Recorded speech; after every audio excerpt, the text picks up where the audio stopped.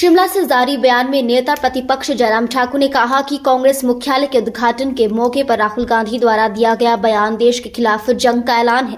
किसी नेता के इस तरह के बयान की उम्मीद नहीं की जा सकती। प्रधानमंत्री नरेंद्र मोदी का विरोध करते करते राहुल गांधी अब देश के विरोध पर उतर आए हैं।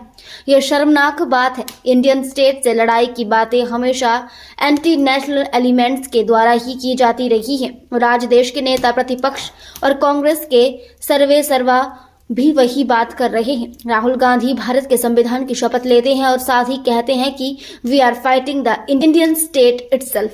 क्या विपक्ष के नेता से इस तरह के बयान की उम्मीद की जा सकती है? उन्हें पूरे देश से माफी मांगनी चाहिए। नेता प्रतिपक्ष ने कहा कि जब पूरा देश सेना दिवस मना रहा था, देश की सेना के बलिदान, शौर्य और साहस का गुणगान और उन्हें नमन कर रहा था, उस समय देश के नेता प्रतिपक्ष इंडियन स्टेट के खिलाफ लड़ाई का इरादा जता रहे थे।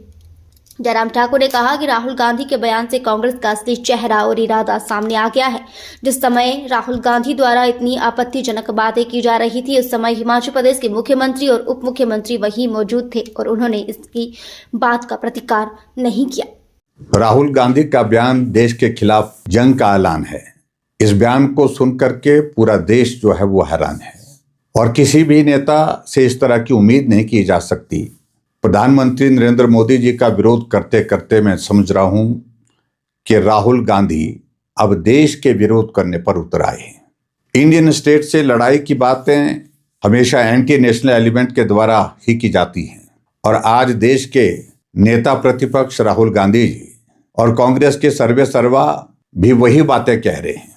राहुल गांधी जी भारत के संविधान की शपथ लेते हैं और साथ ही कहते हैं कि we are fighting the Indian state itself. मैं समझता हूं कि बहुत दुर्भाग्यपूर्ण है।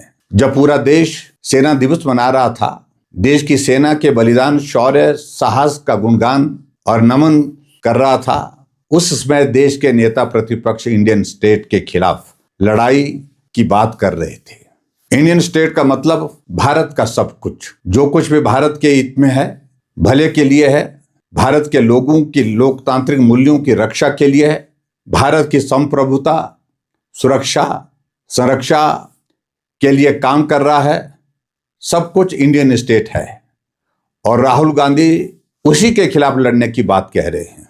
इससे कांग्रेस का असली चेहरा सामने आया है। राहुल गांधी द्वारा इतनी आपत्तिजनक बातें की जा रही थी और उस समय हिमाचल प्रदेश के मुख्यमंत्री और उप मुख्यमंत्री भी वहीं पर मौजूद थे और उन्होंने अभी तक इस बात पर कोई भी प्रतिक्रिया नहीं दी, ना तो इसका विरोध किया है ना ही समर्थन किया है।